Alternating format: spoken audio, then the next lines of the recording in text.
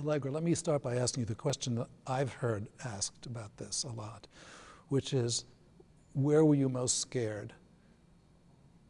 Or weren't you ever scared? I wasn't really scared. You weren't? No. Not even the famous back fling? Where did I have the most fun? Yeah, that's in the back, because that was just wonderful to do. You mean when you fell back? When I fell backwards. Because that's the moment everybody thinks is the most scary. There were gasps I from the audience. Well, I was gasping. I mean, I remember how terrifying it was. Well, they expect you to fall. That's right. Yeah. They thought she was a goner. Yeah, right. There's something about the music and the setup into it is that it was like a horror movie. I mean, well, not right. really, but it was. No, you're right. It had that spooky quality. The atmosphere is like a horror movie. Yes. But not really horror, because it was mysterious. Because it's that underlying, you don't know what's happening. But Balanchine liked that sort of over-the-edge feeling, because in La Sonnambula, he said, run to the edge of the stage and step over the footlights. Yeah. So he wanted tension in the audience. Anxiety in the audience. Well, it's interesting, because I was looking at some of the reviews last night for the original, and Denby refers to not just fantastic, but horrifying. And then Walter Terry says, nightmarishly beautiful. Oh, and John Martin said, provocative. I mean, everybody was just on edge with the feeling of it. No one had really heard that music before. Yes. People were not listening to it on the radio. And they didn't know how to listen to it. No. So the music, I remember, was jarring. Well, partly startling. Jarring, but startling. So you were already on edge. Apart from I think that what happens with music in a situation that is anxiety-making is it creates a tremendous tension. Yes. So that, because you don't know what's going to happen, and the music, which is so dissonant in a sense, is driving your insecurities even deeper. Yes. And it's like a file on your nerves. Well, the thing is, any ballet that you in the audience or as a critic see for the first time, you are, I don't know what, you're ready for anything more or less. Well, that's true, because Giselle, you already know the story. You know the story. But and not if it's to in music, if it's to familiar music, again, that's very different. You know where it's going, even if you don't know the exact way it's going to get there. Here, we didn't know anything. And suddenly there was all this mystery in the dark and the sound, and then... But exquisite sound. Yes. And the theme is beautiful. And of course, many other parts of the ballet were wonderful. It influenced so many modern choreographers. And also, at the very first performance, Stanley Kubrick was there. It actually, I think, influenced his filmmaking, because he did A Space Odyssey. In 2001. Yes. And I sort of thought of the men as my spaceship in a way, that progression forward, like in space, or... Floaty. Yes, that... Instead of spaceship. Not motoring yourself. Yes, not... As you do in an airplane, but it's just... Well, another thing that Denby said, Todd, and I'm sure you've memorized the reviews from 50 years ago. Of course. But he says about your role, he says there's no awareness of his question or of his humiliation on anyone's part but his own. So he saw it as a piece in which the man is in a state of humiliation. Yeah. Was that something that you would have thought of or did think of? No, I didn't. I didn't think of it as humiliation at all. I always thought of it as anxiety. Yes. The unknown. Yes. You think you see what you're seeing, but maybe it's not that that you're seeing at all, and it may disappear. And as it does, in she changes positions all the time. Yes, and you have to keep up with it somehow in your dream state, if it is a dream state. And presumably, essentially, one isn't aware of the men. Yes. You're only aware of the girl. Yes. And so the focus is so wonderful in that respect. Did Balanchine ever suggest to you what you were supposed to be feeling? Never. He Usual. Never, and anything. Never anything. Never. Do this, dear, do this, No, dear. no. And did he suggest anything to me? No, no. Never. But what was our clue? The music. Was as always. Well, Yes. the movement. Or the movement. And the movement, Yeah. but when we heard the music, I knew what it was supposed Well, to be. it's the background. And also, I'd seen La Sonnambula. I'd seen the kind of stories that Balanchine created. I was 17. And when you were rehearsing it, of course, it wasn't in the dark, so you didn't have the advantage of that atmosphere that you had in performance.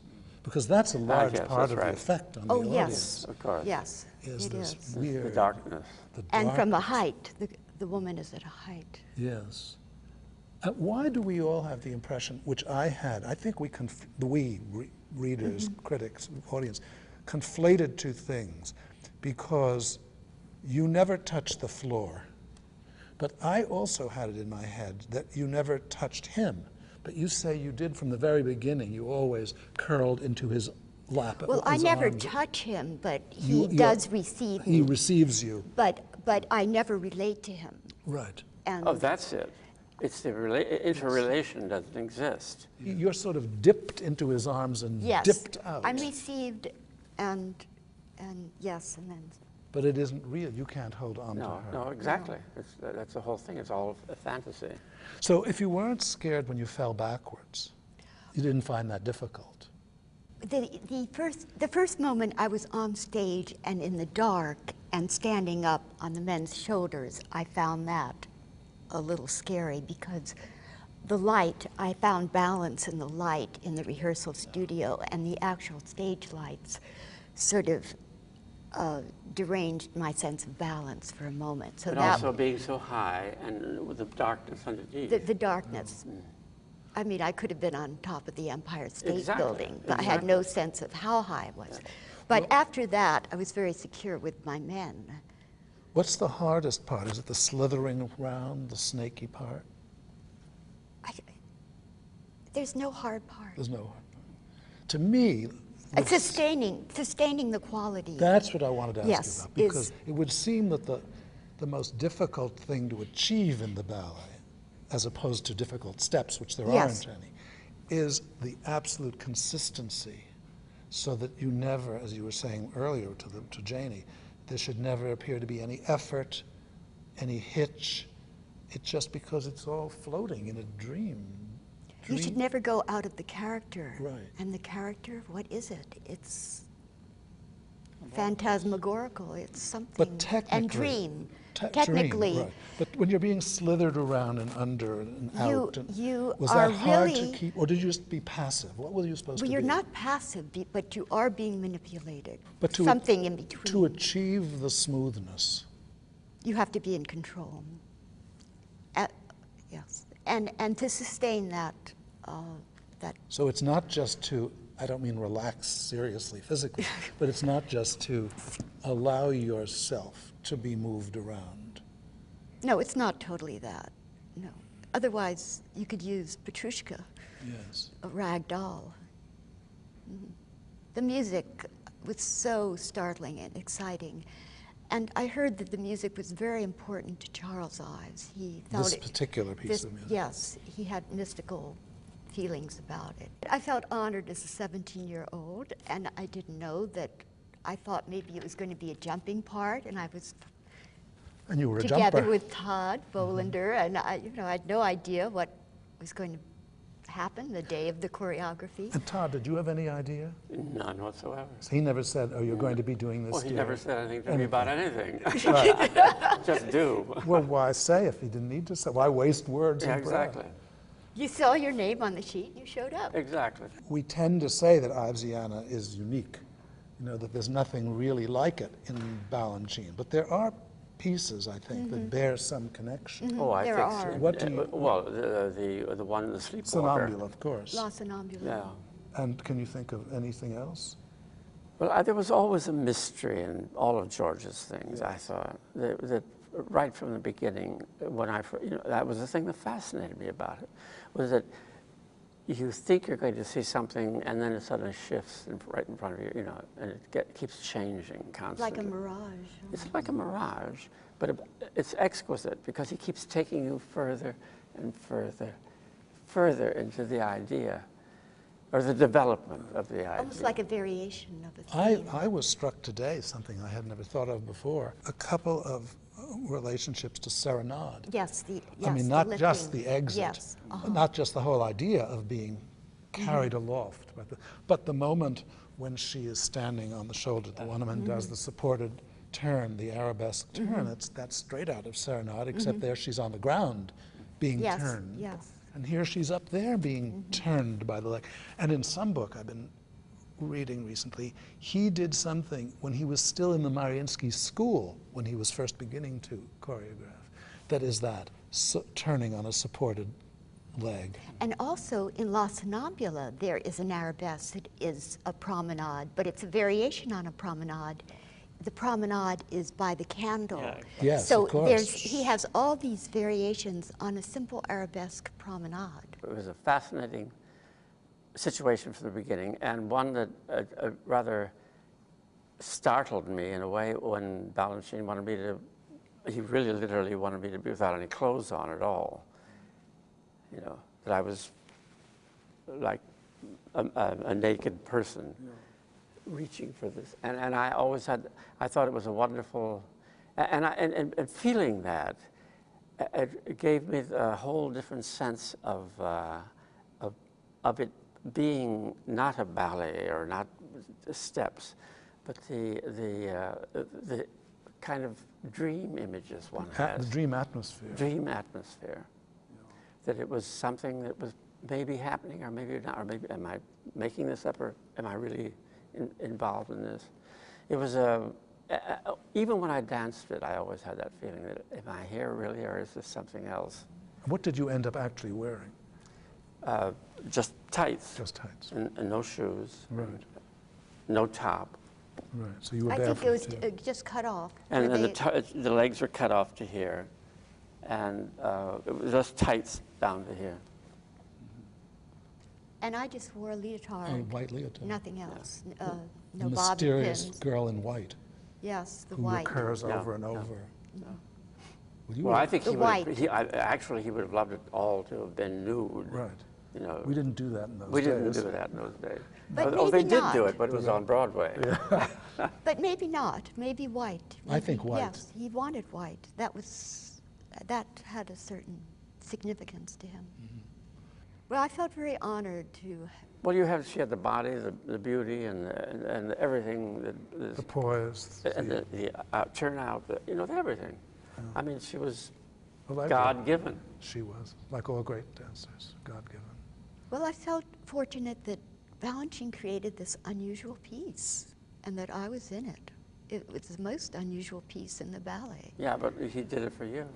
He liked a little waywardness. He really liked that. Well, he liked your waywardness, Yes. he because your liked- waywardness was but an I- but, artistic waywardness. But this, I think, is true of George in everything, every way. I think that's why he liked certain dancers, is because they were different from one Well, another. I started late, and I had my own ideas about what dance might be. Late, you were 11, She didn't start but till I she had was never 11. seen ballet, so I thought, I don't even know if it's ballet that I really like, but I want to dance. So I saw some ballet, I didn't like it, except for La Sonnambula.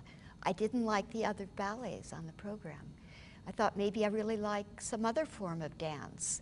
But then I decided ballet is the most exalted form of dance. So, Well, and it was Balanchine's La Sonnambula that convinced me. When did you join, Todd? When? very early. Were You weren't in American Ballet. No, Ballet Caravan. You were in Ballet Caravan, Lincoln's company. Yeah, that's right. Right. And then it's from Ballet Caravan that we went to South So America. you were on the Mirage The South Concerto Am- Barocco Ballet Imperial tour. Yeah, Right. exactly. And we went to South America and then Right. came back. And then the war broke out. And then were you in Ballet Russe when he was there? No, yes, but not early on. Later on, I was there for a very short time in Ballet Russe. In the mid-40s? After Yeah. the war? After the war. After the war. And then Ballet Society. You went straight into that. Straight into Ballet Society. And how could you live on that, since it did 6 performances a year? It must have been very well paid. I taught. Right. You taught. Oh, yeah. Yes, I was teaching at the Fokine School on 57th Street. That's what kept me going all those years.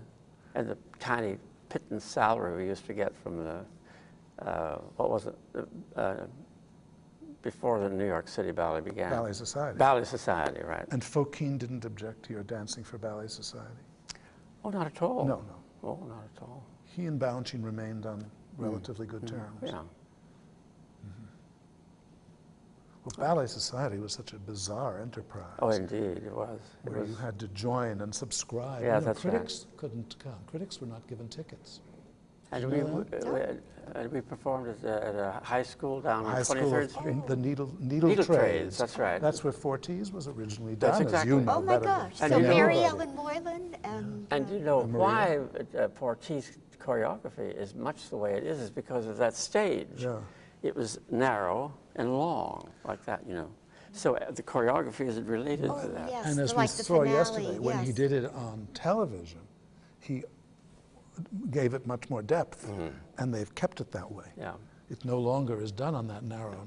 So the same in Prodigal Son. I Yes. mean, the father is, Comes in. yeah, it used to be a different angle, and they Yeah. changed it for television. And But he always changed Yes. everything for everything. Oh, yeah, as it did. necessary. It didn't matter. It could change from day to day.